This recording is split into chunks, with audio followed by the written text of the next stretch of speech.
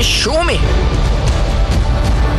Swiss बैंकों से 200 अरब dollar की वापसी, टास्क फोर्स की तश्कील का फैसला।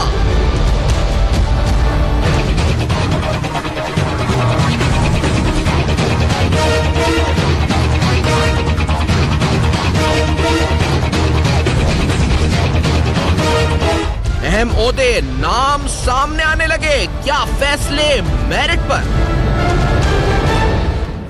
अस्सलाम वालेकुम। पस पर्दा हकाइक सनसनीखेज इंकशाफात प्रोग्राम बेनकाब में हूँ आपके साथ सैफान खान। इंतहाई अहम मामला है और जिसका ताल्लुक पाकिस्तान को दरपेश मसाइल से है।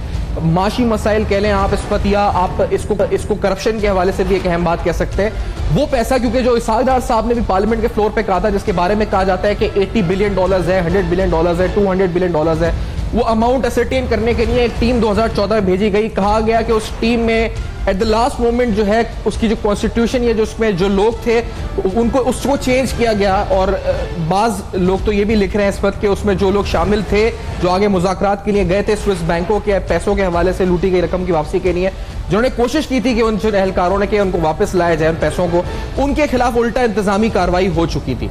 कुछ ही देर में आपको सुनाइए कि इसहाक डार साहब ने on the floor of parliament क्या कहा था। लेकिन वो बताने से पहले ये बताएं कि मुतवक्का फाइनेंस मिनिस्टर, यानी जिनके बारे में कहा जा रहा है कि he will be the finance minister, Asad Umar साहब, उनकी तरफ से कहा गया है कि 200 बिलियन डॉलर स्विस बैंक में जो मौजूद है, इसको लाने के लिए पाकिस्तान में एक कमेटी तश्कील दी जाएगी, एक टास्क फोर्स तश्कील दी जाएगी। इस टास्क फोर्स का काम ये होगा कि वो रिकमेंडेशंस फॉर्मुलेट करेगी और गवर्नमेंट को बताएगी कि किस तरीके से लीगली, एथिकली, पॉलिटिकली तमाम चैलेंजेस का सामना करते हुए, उसके फाइनेंशियल एस्पेक्ट्स को देखते हुए ये 200 बिलियन डॉलर्स किस तरीके से पाकिस्तान वापस लाया जा सकता है। हम जानते हैं कि यहाँ पे डैम की बात हो रही है, हम जानते हैं यहाँ पे एक्सटर्नल डेट की बात हो रही है, यहाँ कर्जों की बात हो रही है, यहाँ पे बड़े मसाइल की बात हो रही है।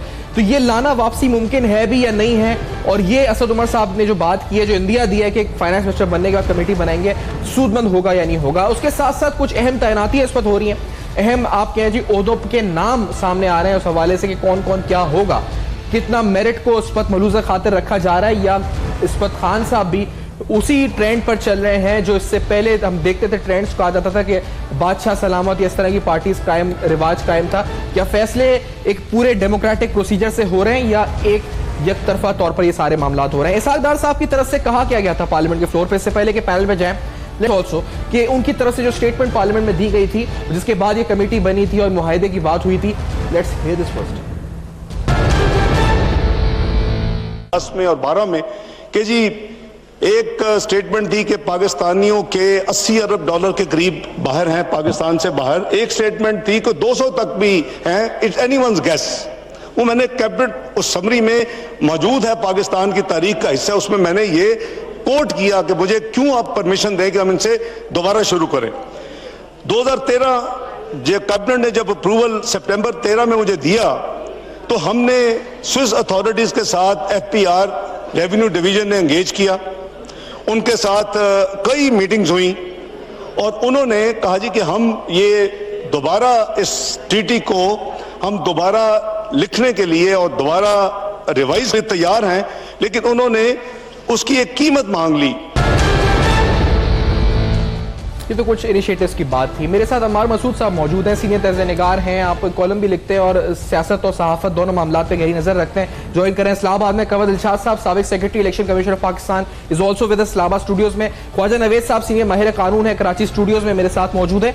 कंवर दिलशाद साहब, ये महज ख्वाब है, एक मफरूजा है, ये स्टेटमेंट इसहाक डार साहब की मैंने सुनवाई, अब मुतवक्का फाइनेंस मिनिस्टर की भी ये स्टेटमेंट है कि वो कहते हैं कि कमेटी तश्कील दी जाएगी। ये हकीकी मायनों में हो भी सकेगा या बातें रह जाएंगी, अल्फाज रह जाएंगे, बयानात रह जाएंगे और दावे रह जाएंगे खाली? दिलशाद साहब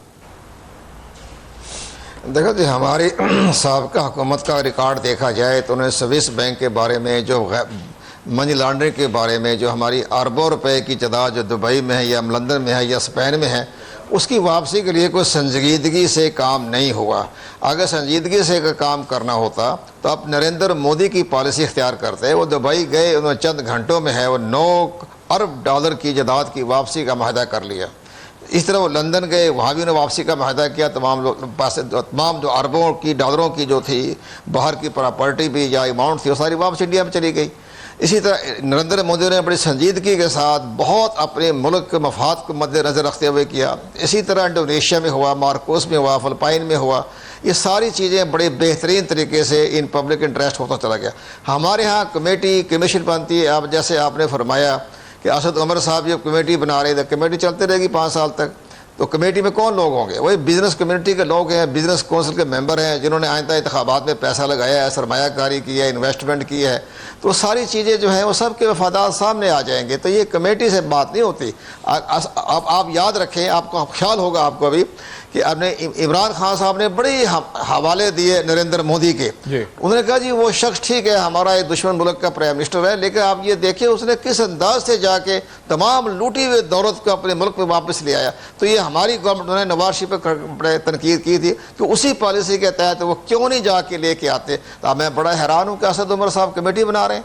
आप इमरान खान के बयानियों को सामने रखें जो 3, 4, 6 महीने 1 साल पहले जो उन्होंने तकरीरें की थी, उसकी बुनियाद के आप वही पॉलिसी इख्तियार किया जैसे नरेंद्र मोदी ने किया था। आप लंदन जाएं, अमेरिका जाएं, स्पेन जाएं, दुबई जाएं, और तमाम दौलत जिस अंदाज से नरेंद्र मोदी ने वापस ली थी, इसी तरह आप भी वापस ले लें। लेकिन कमेटी बनेगी, कमीशन बनेगी, इससे फैसले नहीं होने। ये जो कमेटी की तश्कील है कि आप इमरान खान की से बच।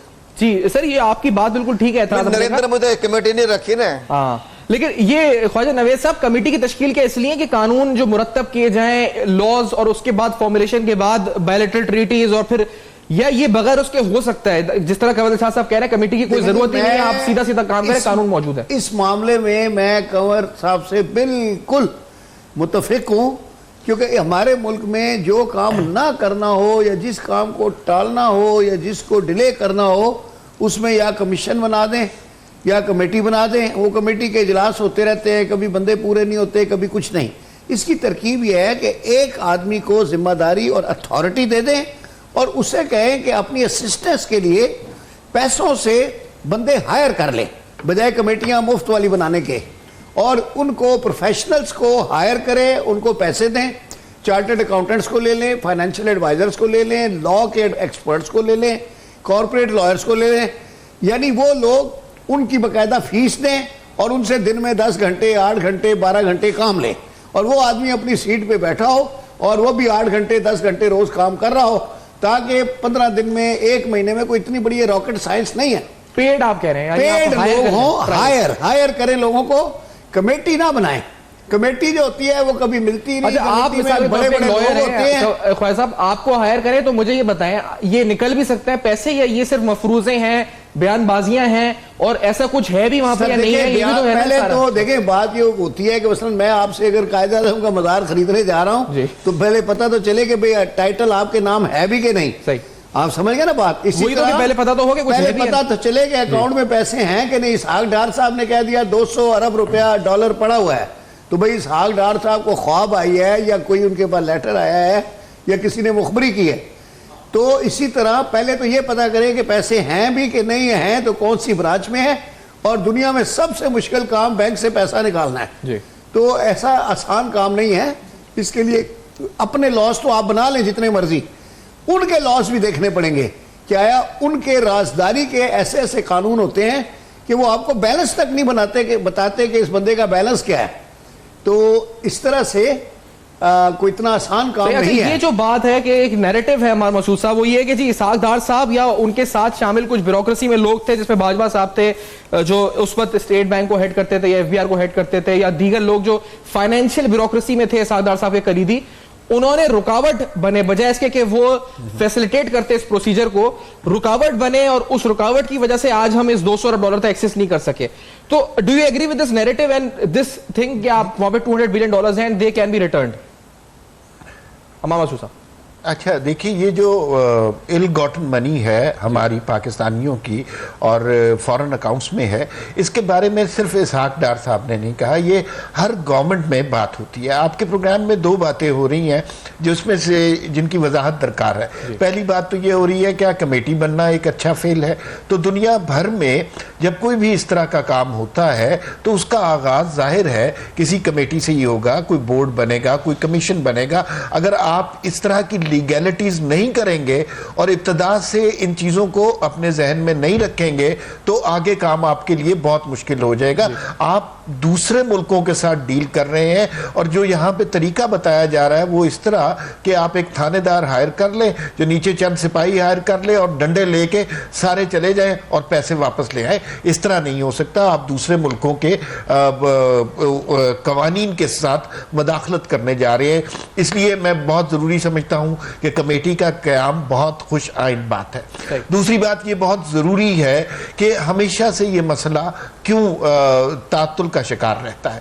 इसलिए कि जब भी हम बात करेंगे हमारे जहन में ये होगा कि आसिफ जरदारी ने स्विस अकाउंट्स बना लिए, कोई हीरो का हार का भी जिक्र आएगा, इसहाक डार के दुबई की जायदाद का भी जिक्र आएगा। हमारा तमाम तर नरेटिव इन्हीं लोगों के ऊपर आता है। कभी हम डॉक्टर आसिम की बात शुरू कर देते हैं और उनकी इतनी करप्शन बताते हैं जितना सिंध का बजट भी नहीं था। तो एक तो हमें इस फिगर के बारे में रियलिस्टिक होना चाहिए। दूसरा, अगर आपने एहतसाब करना है, ये सारी रकम बनानी है, तो फिर इसमें दूसरे इदारे भी शामिल होंगे, जिसमें जुडिशरी भी है, जिसमें फौज भी है। आप उन लोगों का भी एहतसाब करें। देखिए, हमने बहुत ज्यादा गुफ्तगू की है। 4 फ्लैट जो नवाज शरीफ के थे, कमर्शियल ब्रेक का कहा जा रहा है। तो मैं इसी पॉइंट से आपके आऊंगा कि अक्रॉस द बोर्ड अकाउंटेबिलिटी की बात होनी चाहिए और फिर उन मुल्कों की मिसाल जहां रिट्रीव हुई है या जिन्होंने करी है स्विस बैंक से, तो लीगली क्या पॉसिबल है या नहीं है। और ये कमेटी का तश्कील मासूद साहब कहते हैं जी होनी चाहिए। आपने कवर दिलशाद साहब की और ख्वाजा नवीद साहब की गुफ्तगू भी सुनी इस बारे में। मजीद बात होगी इस ब्रेक के।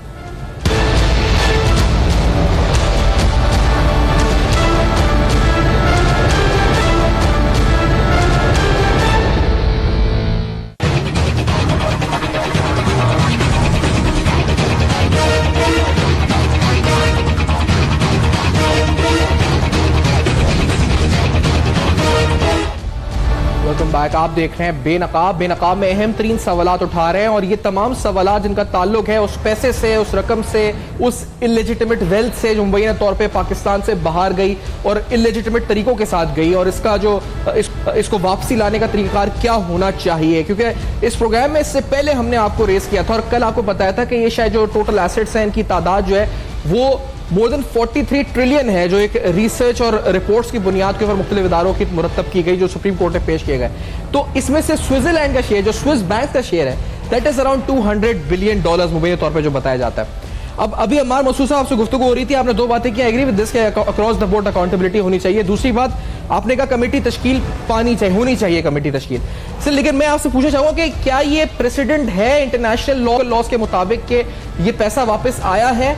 आपका इल्म इस बारे में क्या है? क्योंकि हमने सुना है फिलिपाइन, मिस्र और इसके अलावा नाइजीरिया, ट्यूनिस, इन मुमालिक ने ये पैसा रिकवर किया है। आपका क्या इस पर तजुर्बा है या आपका क्या इस पर स्टडी है इस पर?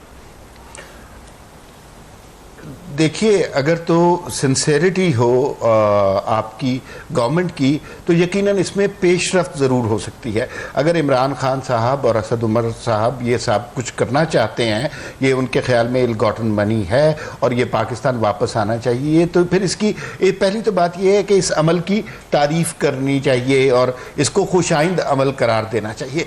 दूसरा ये है कि ये इतना आसान काम नहीं है कि आप दूसरे मुल्कों से आप अपने तौर पर ये पैसे वापस ला सकें, इसलिए कि आपकी बराह रास्त मदाखलत हो रही है उनके कवानीन के साथ। स्विट्जरलैंड की खास तौर पे जहाँ तक बात की जाए, वहाँ की सारी इकोनॉमी ही इस सारे कारोबार के ऊपर चलती है। दुनिया भर से रईस लोग वहाँ पर बैंकों में अपने अकाउंट खोलते हैं, उनको सीक्रेसी की और खुफिया होने की गारंटीज दी जाती हैं। अनटिल एंड अनलेस आप ये प्रूव करें कि ये इल गॉटन मनी है, या फिर एक दूसरा तरीका ये है कि अगर आप इसको प्रूव करें कि इस पैसे का इस्तेमाल किसी हवाले से दहशतगर्दी के लिए हो रहा है, तो फिर वो अकाउंट फ्रीज भी हो सकते हैं और वो पैसा हुकूमत पाकिस्तान को वापस भी मिल सकता है। ये जो प्रोसेस है ना, it's a very lengthy and tedious process, और ऐसा नहीं हो सकता कि एक मुलाकात में या एक प्रेस कॉन्फ्रेंस में आप ये बात कह दें और स्विस गवर्नमेंट आपके पास भागती आए और सारा पैसा आपके अकाउंट में जमा करा दे। आपको बहुत ज्यादा रिसर्च की, बहुत परफेक्ट लीगल टीम की और फाइनेंशियल टीम की जरूरत पड़ेगी। ओनली देन आप उनके सामने अपना केस पुट अप कर सकेंगे, जिसमें सबसे बड़ा मसला ये होगा कि जिन लोगों ने वहां पर ये रकम रखी हुई है, जो कि यकीनन समझ आती है कि इतनी ज्यादा रकम हो सकती है, आप कैसे प्रूव करेंगे कि ये रकम इल गॉटन तरीके से कमाई गई है, इस रकम को में जो है गलत तरीकों से पैसा आया हुआ है? तो ये सूरत हाल आपको प्रूव करते करते बरस गुजर जाते हैं। तो और मैं अपने पॉइंट की तरफ दोबारा आता हूं। देखिए, बात चीजें हमारे यहाँ बड़ी ऑब्वियस सी है, हमने एहतसाब किया। मतलब लेकिन ये बड़ी इंपॉर्टेंट बात है आपकी, ये जो आप बात करें कि इट्स ए लेंथी प्रोसेस। लेकिन कंवर दिलशाद, मैं इस बात को, क्योंकि मैं इस पे बात करना चाह रहा हूं कि कंवर दिलशाद साहब, it's a very lengthy process या फिर बड़ा आसान है, जिस तरह आपने मोदी साहब की मिसाल भी दी थी। तो अगर ऐसा है, क्योंकि एमनेस्टी स्कीम आई थी, उसमें हमने देखा कि जो टोटल डिक्लेरेशंस थी वो 82,848 थी, जिसके अंदर हमने देखा कि तकरीबन 2.5 ट्रिलियन के असासे जो थे वो डिक्लेयर किए गए थे। लेकिन इसमें अगर फॉरेन एसेट्स की बात करें, जिन्होंने फॉरेन से डिक्लेयर इस फायदा उठाया, वो सिर्फ 5,367 या 5,363 थे जो अमाउंट है टोटल, जिन्होंने फॉरेन एमनेस्टी स्कीम से फायदा उठाया। तो कंवर साहब, लोग फायदा नहीं उठाते, एसेट्स हैं भी नहीं है, अगर थे तो एमनेस्टी स्कीम से उन लोगों ने फायदा क्यों नहीं उठाया? और ये नाकाम जो हुआ, इसकी वजह कौन है फिर आपकी नजर में, कंवर दिलशाद साहब? देखा जी, पहली बात यह है कि बिल्कुल मैं ख्वाजा नवीद साहब की और अपने दोस्त अमार की बात को आगे बढ़ाता हूँ कि अगर आप पास मंजर में देखें तो जनरल परवेज मुशर्रफ साहब ने बड़ा टाइम ज़ाया किया, करोड़ों डॉलर खर्च किए। मखदूम अली खान होते थे उस वक्त के अटॉर्नी जनरल, और वो स्विस में मुकदमा लड़ते रहे और आखिर में आके NRO करके वो सारा मामला ख़त्म कर दिया। फिर जस्टिस इफ्तिखार चौधरी साहब के हाथ में बड़ा गोल्डन चांस आया था, बड़े पावरफुल चीफ जस्टिस पाकिस्तान के थे, उन्होंने भी बहुत ज़्यादा किया। और वो यूसुफ जहा गिलानी के मुस्तफ़ी होने के बाद उनको नाहल करार दे दिया। इसके बाद सारा मामला ख़त्म हो गया कि सदर जरदारी के पास आर्टिकल 48 की एमनेस्टी हासिल है। अब आप आगे चलें, लेकिन आप घबराने वाली बात नहीं, कौम को इंशाअल्लाह अच्छी खबरें मिलेगी। वो इसलिए कि ये तमाम मामला जो हैं ये Pakistan supreme court of Pakistan, FII और कौमी एहतसाब ब्यूरो ने ये सारे मामला कर लेने हैं। अभी चंद हफ्तों में अंदर जरदारी साहब फरियाल तालपुर का भी मामला सामने आ चुका है। 90 अरब रुपए की जो उनका जो गिरफ्तारियाँ हो रही है, मनी लॉन्ड्रिंग हो रही है, वो भी सामने केस आज आ रहे हैं। ये सारी मुल्की दौलत जो लूटी गई है वही वापस आनी शुरू हो जाएगी, तो सारे आपके मामला चल जाएंगे। स्विस बैंक का तो बहुत लंबा प्रोसीजर अम्मार साहब ने बता दिया। इसी तरह के हमारे पाकिस्तान भर में एक बड़ी ताकतें जो हैं मिडिल ईस्ट की, वो भी अंदरूनी खाना, हमारी इतला के मुताबिक अंदरूनी खाना हुकूमत को, नई हुकूमत आने वालों को ये यकीन दहानी करवा रही है कि जो हम 300 अरब रुपए की जो जिसके बारे में नवाज शरीफ साहब के बारे में केस चल रहे हैं, यह आपको वापस कर देते हैं, तो आप इनको रिलीफ दे दें। तो वो भी बड़ा मामला चल रहा है अंदरूनी खाना। ये दौलत वापस आ जाएगी, इस दौलत वापस लाने में हमारे चीफ जस्टिस पाकिस्तान और कौमी इंसाफ ब्यूरो के जस्टिस जावेद इकबाल और FII मिलकर ये काम करते हैं। 300 अरब रुपए कौन वापस कौन करेगा? ये बड़ी बातें चल रही है। 300 अरब, हाँ 300 अरब रुपया वापस करने के लिए उनके बाकायदा बारगेनिंग तो नहीं कर सकते। उन्होंने इतला दी है कि इतना ख्वाहिश का इज़हार किया जी, जो इनके नवाज शरीफ के बारे में जो इतना बड़े बातें आ रही हैं, ये 300 अरब रुपया हम दे देते हैं, ताकि इतना हमारे लिए कोई मुश्किल काम नहीं है। जो मिडिल ईस्ट के कंट्री कई ममालिक कह रहे हैं, बड़े बड़े ममालिक हैं, जिसमें नाम तो क्या आपको पता है, कतर भी है, सऊदी अरब भी है, बड़े लोग हैं। 300 अरब की फिगर ही जो इस पर जो बार-बार रिपीट हुई है, बचाव कर ले, ये नो डाउट के कन्विक्ट हो चुके हैं नवाज शरीफ साहब एक इंपॉर्टेंट केस में। लेकिन सर, ये 300 बिलियन की जो फिगर है, ये उस रेफरेंस में तो कहीं नहीं है मौजूद। 8 अरब के फ्लैट है, शायद 9 अरब के फ्लैट है, और अगर है तो 300 अरब के नवाज शरीफ साहब वापस कर रहे हैं इस हुकूमत को। ये बात आप कहना चाह रहे हैं? ये बकायदा देखो जी, कौमी इंसाफ ब्यूरो का ख्वाजा नवीद साहब को पता है, एक बकायदा एक शिक है प्री बार्गेनिंग जी। जब प्री बार्गेनिंग आप हमारे लोगों से करते हैं, पाकिस्तान लोगों से करते हैं, तो इनका भी प्री बार्गेनिंग के बारे में कोई इंटरनेशनल मादा हो सकता है। ऐसी तो बात कोई नहीं आ रही, इसलिए ये सब बातें हो रही हैं। लेकिन इमरान खान के अंदर बड़ी जरूरत है, और मुमकिन है कि वो सारे मामला को देखते हुए सबको रद्द कर दे। नहीं जी, ये सारे मामले कौमी 300 अरब तो अगर ख्वाजा नवीद साहब आप बता सकें, ये रेफरेंस 300 अरब रुपए का है, क्योंकि इसमें लिखा होता है ना कि इतना का वो शाम के अखबार अपना अखबार बेचने के लिए सुर्खी लगाते रहते हैं कराची में भी, कि वो जी अपना सऊदी अरब ने 200 अरब डॉलर देने का मुआहदा कर दिया, पेशकश कर दी कि नवाज शरीफ को छोड़ दो। तो ऐसे वो अखबार बेचने के लिए सुर्खी लगाते हैं। ऐसा ना सऊदी अरब को कोई मुसीबत पड़ी है कि वो आके 300 अरब नवाज शरीफ के लिए दे, ना नवाज शरीफ कभी वॉलंटियर करेंगे। वो बड़ा मजा आया, मैं जब मुशर्रफ के ज़माने में वो बैंक डिफॉल्टर्स को बंद कर रहे थे, तो एक बैंक डिफॉल्टर मेरे ऑफिस में बैठा था, तो रात को 12 बजे तक की डेडलाइन थी। तो मैंने उससे पूछा, यार अब बताओ करना क्या है, देर हो रही है और हमने जाना भी है। तो मुझसे कहने लगा, ख्वाजा साहब कोई वापस देने के लिए थोड़ी लिए थे। तो बात यह है कि जिन्होंने कमाए हैं या ले गए हैं, इजाजत दीजिए, या खा गए हैं, तो वो वापस देने के लिए नहीं कमाए उन्होंने। अब बात यह है कि पैसे निकलते कैसे हैं।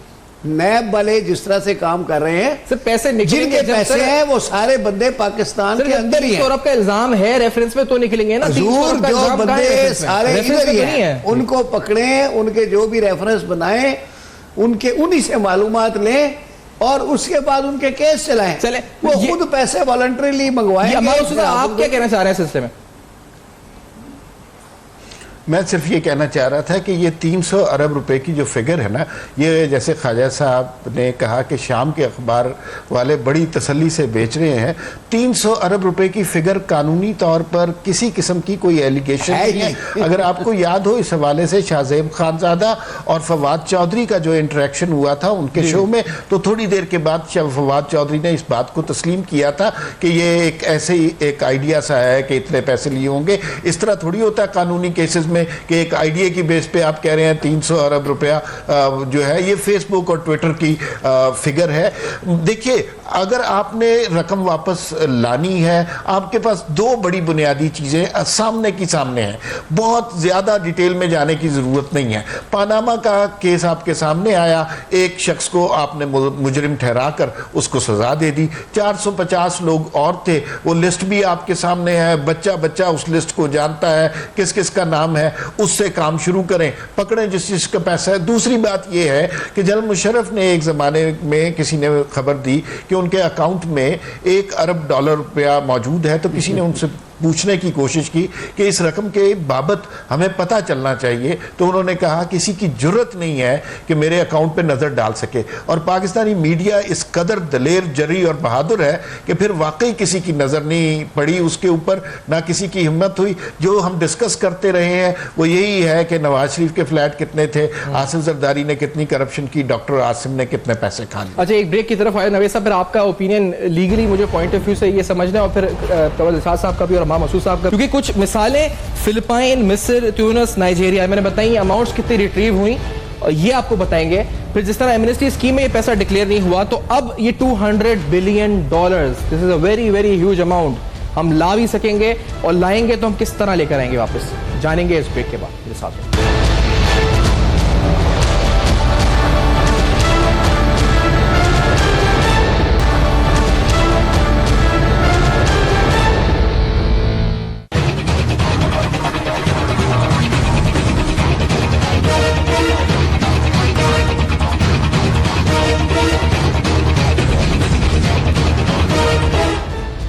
Welcome back. आप देख रहे हैं बेनकाब, और बेनकाब में अहम तरीन हक़ाइक़ आपके सामने रख रहे हैं जिनका ताल्लुक उस पैसे से है, क्योंकि ये बड़ा इंपॉर्टेंट है। पाकिस्तान को आगे बढ़ना है, माशी मसाइल भी हल करने हैं, तो ये रकम अगर है तो उसको वापस कैसे ला सकते हैं।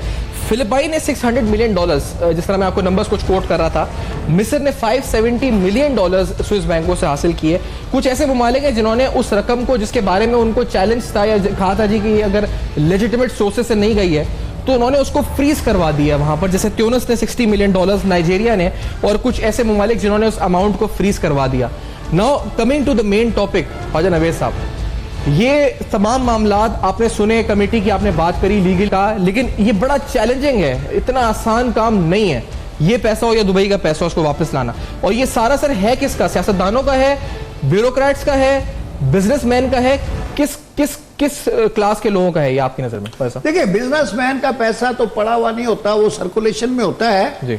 और वो हमारी जो एक डबल इकोनॉमी है, एक तो हमारी बैंकिंग सिस्टम के तहत इकोनॉमी है, एक हमारी इकोनॉमी जो है वो जोड़िया बाजार वाली है, जो पर्ची पे करोड़ों रुपए का माल लेना देना होता है आपस में, और वो एक मैली सी कॉपी वहाँ पड़ी होती है, वो उसमें काट देते हैं, उसमें लिख देते हैं, और वो इकोनॉमी चल रही है, और वो बड़ी सक्सेसफुली चल रही है। उसमें ना टैक्स पेमेंट होती है ना कुछ होता है, और उसमें कभी क्राइसिस भी नहीं आता। और कहते हैं कि बेईमानी के काम में सबसे ज़्यादा ईमानदारी होती है, तो वो काम बड़ी ईमानदारी से चलता है। अच्छा, अब रह गया उसमें एक दूसरे के पैसे खाते भी नहीं है, ना उनको कहीं बैंक में जाना कोर्ट में जाना पड़ता है, ना रिकवरी के सूट फाइल करने पड़ते हैं, अनडॉक्यूमेंटेड होता है, अनडॉक्यूमेंटेड है। अच्छा, वापस में अगर कोई चेक से लेन देन भी कर लेते हैं तो वो कभी डिसऑनर नहीं होता। अभी इमरान खान साहब आपका जो सवाल था कि ये पैसे, उमर आपका अगर शो देख रहे हैं अभी, तो वो आप उनको क्या रिकमेंड करते हैं? आप उनको फ्री लीगल, आप वैसे फ्री लीगल एडवाइस तो नहीं देंगे, क्या एडवाइस है आपकी अगर मैं पूछूं आपसे फैज साहब ये लाने के लिए पैसा? अच्छा, मैं वो बता रहा हूं कि मार्कोस का पैसा जैसे था, बिल्कुल, तो अब वो क्या हुआ कि उनके अपने मुल्क ने ये डिक्लेयर कर दिया कि ये सारा पैसा करप्शन का है। अब वो पैसा जब अमेरिका में पड़ा था तो उनके लॉज के तहत अगर करप्शन मनी कोई है तो वो उस पर्टिकुलर कंट्री को वापस कर देते हैं जिस मुल्क का वो पैसा होता है। तो वो पैसा आ गया, बल्कि उस जमाने में तो आपको याद होगा कि 2500 जोड़े तो सिर्फ जूतों के, चप्पलों के थे लेडी मार्कोस के, जो कि उनके वहां से मिले थे। इसी तरह जो दूसरे मुमालिक का आपने जिक्र किया है, क्योंकि 3 चीजें हैं, अगर पैसा ड्रग्स का है तो इंटरनेशनल ट्रीटी है सारे मुल्कों की कि वो पैसा जो है वो या कॉन्फिस्केट हो जाएगा जहां पे है, या जिस मुल्क का है उसको दे देंगे। नंबर 2, अगर टेररिज्म में कोई पैसा इन्वॉल्व है या उसके ऊपर कोई इस तरह के इल्जामात हैं तो वो पैसा भी वापस हो जाता है या कॉन्फिस्केट हो जाता है। और तीसरा, करप्शन का। तो अब हमारा जो पैसा है वो करप्शन का है, या जो ड्रग वालों का है वो तो खैर अगर कन्विक्ट होते हैं तो वो कॉन्फिस्केट हो जाता है। अगर साबित हुए कि करप्शन का है, हम कैसे वहां पे बताएंगे कि करप्शन? वही मैं कह रहा हूं कि पहले साबित करना पड़ेगा और फिर उसकी अमाउंट या वॉल्यूम। अच्छा, मजे की बात है कि हमारे लोग इतने सियाने हैं, किसी ने अपने नाम पे रखा हुआ ही नहीं होता, बेनामी पैसा पड़ा होता है, या ये ऑफशोर कंपनियां बनाई होती हैं, या ये ट्रस्ट बनाए हुए होते हैं। तो वो ट्रस्ट फिर उसका तभी पता चलता है जब कोई ये लीक हो।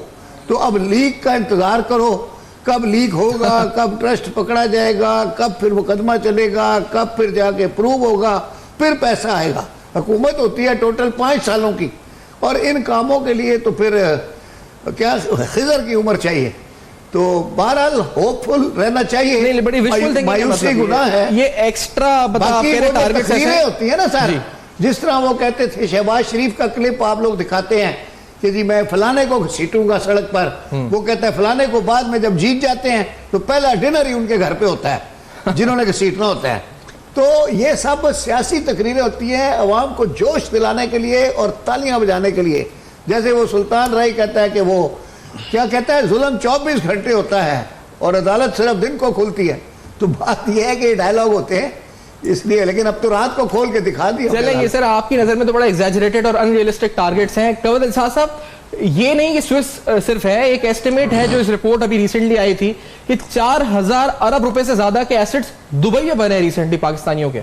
अब इसमें तो ऐसा पैसा है जो मुख्तलिफ लोगों के ने वहां पर ट्रांसफर किया। जो बेनामी की बात कर रहे थे ख्वाजा साहब कि किसी ने अपने ड्राइवर के नाम, किसी ने किसी के नाम जायदादें दुबई के अंदर बना ली हैं, इसके लिए क्या होगा कंवर दिलशाद साहब? नहीं, पहली बात ये बड़ी अच्छी बात कर गए ख्वाजा नवीस साहब। तो हमारी बात यह है कि जनाब पैसा जितना ये बहाज जो आपने अच्छा प्रोग्राम किया, ये पैसा वापस नहीं आना।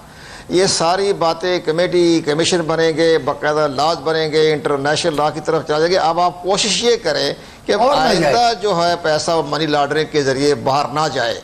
आइंदा के लिए आप अपनी पेशबंदी कर लें, कोई रास्ता बंद कर दें कानूनी तौर पर एहतसाब ब्यूरो के जरिए, सुप्रीम कोर्ट, FIA के जरिए। लेकिन जो पैसा बाहर चला गया है उसका वापस लाना बहुत मुश्किल काम है। बड़े इसमें बड़े इंतहाई इंटरनेशनल लॉ भी बीच में इन्वॉल्वमेंट भी है। अभी देख रहे स्विस का बता रहे हैं 2 अरब रुपया 15 साल तो हो गए सुनते हुए, आज तक वापस नहीं आया। तो ये पैसा वापस नहीं आना है। ये सब सियासी नारे बात ठीक कही है ख्वाजा नवीस साहब ने। ये पैसा आइंदा के लिए आप ऐसी हिकमत अमली कर ले कि हमारा करप्शन का पैसा मनी लॉन्ड्रिंग के जरिए गैर मुल्क में जाना ना जाए। और इसका बड़ा आसान तरीका, आप एक पॉलिसी बना दें, इलेक्शन लॉ में तब्दीली कर दें कि जिनकी जायदाद मुल्क से बाहर हैं वो पाकिस्तान का इंतखाब में हिस्सा नहीं ले सकते, तो सारे मामले ठीक हो जाएंगे। इसी तरह से और भी बहुत से मसाइल। अब अगर आप सुप्रीम कोर्ट ऑफ पाकिस्तान 55 अरब रुपया जो राइट ऑफ कर दिया था वो वापस ले रही है, उसका एक कानून है जो बाद में हमारी बदनीति से निकाल दिया गया। उसमें यह लिखा हुआ था कि जो शख्स दिवालिया हो जाए या दिवालिया उसको डिक्लेयर कर दे, उसका वोट नहीं बन सकता। ये हमारे कानून में शामिल था। ये ज़ियाउल हक साहब ने 85 में निकाल दिया। वो इंतखाब में हिस्सा नहीं ले सकता, वो उन्होंने कर दिया रीशेड्यूल कर लें तो ये सारी चीजें बदनीति की बना पर जो हमारे इलेक्शन लॉ बने हैं उसको ठीक कर ले। ठीक है। जिनके मुल्क से बाहर माज़ जाता है आप उनका भी- इंतखाब में हिस्सा लेने पर पाबंदी लगा दें। बिल्कुल ठीक है। अम्मा मसूद साहब, आपका लास्टली क्या ओपिनियन ये है? सारी बातें होने के बाद खुद ब खुद दौलत रुक जाएगी। बिल्कुल सही है। अम्मा मसूद साहब, खान साहब को लास्टली आपकी तरफ से क्या रिकमेंडेशन होगी, क्या किया जाए उस पैसे को वापस लाने के लिए या मजीद नाजायज को रोकने के लिए? देखिए, जो मुतवक्के पीटीआई की हुकूमत है वो बड़े शदीद फाइनेंशियल क्राइसिस से अपनी हुकूमत का आगाज़ करेगी। उसमें कुछ क्राइसिस इंटरनल हैं, कुछ इंटरनेशनल क्राइसिस हैं। पाकिस्तान का नाम पहले ही ग्रे लिस्ट में आ चुका है। इलेक्शन में जिन जमातों ने, जिन मजहबी जमातों ने, जिनमें कुछ शिद्दत पसंद अनासिर भी शामिल थे, हिस्सा लिया, उसके ऊपर सारी दुनिया में बड़ी कड़ी तनकीद हुई है। और अगर पाकिस्तान ब्लैक लिस्ट में आ जाता है तो सारी